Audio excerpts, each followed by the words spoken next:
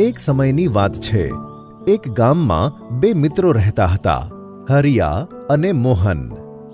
હરિયાના પિતા લાકડાનું ફર્નિચર બનાવવાનું કામ કરતા હતા, પણ ઉંમર વધારે હોવાના કારણે તેમણે આ કામ છોડી દીધું.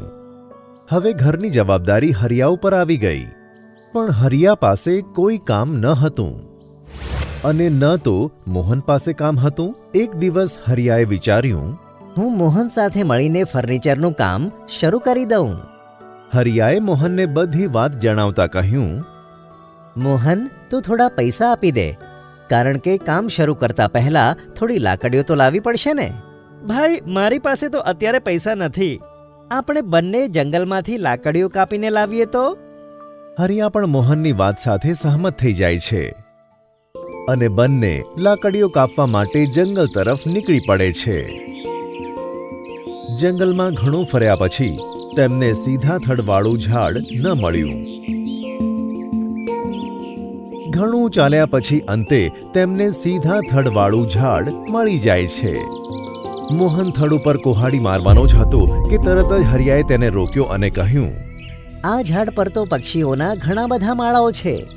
જો આપણે ઝાડ કાપી દઈશું તો બધા માળા પડી જશે અને ઈંડા ફૂટી જશે. તેથી આ ઝાડને ના કાપતો. જંગલમાં બીજે પણ સીધા થડવાળા ઝાડ મળી જશે. તે બંને ત્યાંથી નીકળી રહ્યા હતા કે ત્યાં અચાનક પેલું ઝાડ બોલ્યું, ઊભા રહો.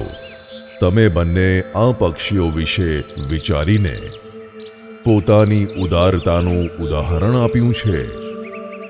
તમારી ઉદારતા અને શુદ્ધ હૃદય માટે હું તમને બંનેને ભેટ આપવા માંગુ છું. આમ કહીને તે ઝાડ લાકડામાંથી બનાવેલ બે જાદુઈ પાટલા તેમને આપે છે અને કહે છે, આ ઉડવાવાળા જાદુઈ પાટલા છે. આ તમને એક ખજાના સુધી લઈ જશે. તમે ત્યાંથી ધન લઈ લેજો અને પાછા અહીંયા આવી જજો. પણ ધ્યાન રાખજો, આ પાટલા વધારે ભાર નથી ઉચકી શકતા. તે બંને જાદુઈ પાટલા પર બેસી જાય છે અને પાટલા ઉડવા લાગે છે. તેઓ ઉડતા ઉડતા એક નદી ઉપરથી પસાર થતા હતા. તો હરિયા જુએ છે કે ગાયનું એક વાછરડું નદીમાં ડૂબી રહ્યું છે.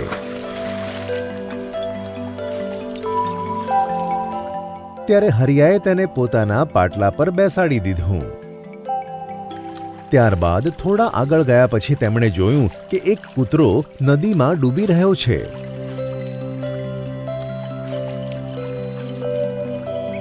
તો મોહને તેને તેના પાટલા પર બેસાડી દીધો. તેમણે વિચાર્યું કે તે બંનેને નદી પાર કરીને ઉતારી દઈશું. પણ નદી પાર કર્યા પછી તેમણે જોયું કે ત્યાં ઘણા બધા જંગલી જાનવરો ઊભા છે. તેથી તેમણે વાછરડા અને કૂતરાને પોતાની પાસે જ રાખ્યા અને પછી પાટલા ઉપર ઉડતા ઉડતા એક ગુફામાં જઈને પહોંચ્યા, જે ભયંકર જંગલી જાનવરોથી ઘેરાયેલી હતી. તે આખી ગુફા સોનાના સિક્કાઓથી ભરાયેલી હતી. તે બંને તેમના થેલા સોનાના સિક્કાઓથી ભરવા લાગ્યા. મોહને જેવો જ સોનાથી ભરેલો થેલો તે પાટલા ઉપર મૂક્યો તો પાટલો નીચે પડી ગયો. તેથી મોહને વિચાર્યું, ઓહો, આ વધારે ભાર નથી ઉઠાવી શકતું. તેથી આ કૂતરાને અહીં છોડી દઉં છું. એમાંય કૂતરું ક્યાં મારું પોતાનું છે?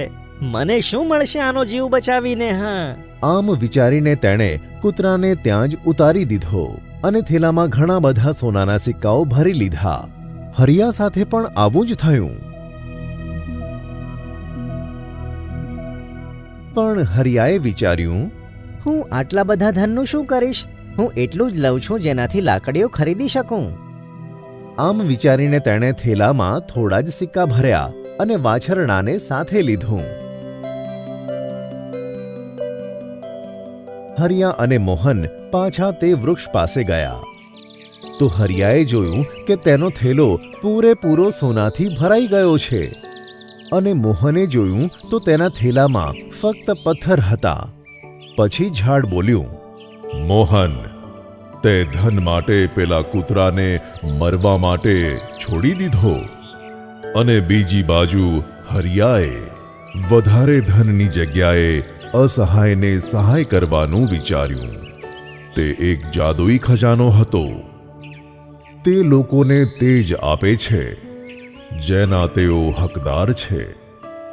મોહન, તારું હૃદય પથ્થર જેવું છે, તેથી તને ફક્ત પથ્થર જ મળ્યા, અને હરિયાનું હૃદય સોના જેવું છે, તેથી તેને સોનું મળ્યું.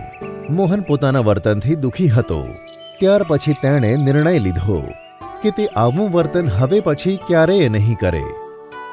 હરિયાને મળેલ ધનની મદદથી ફર્નિચરનું કામ શરૂ કરી દીધું અને બંને ખુશી ખુશી રહેવા લાગ્યા.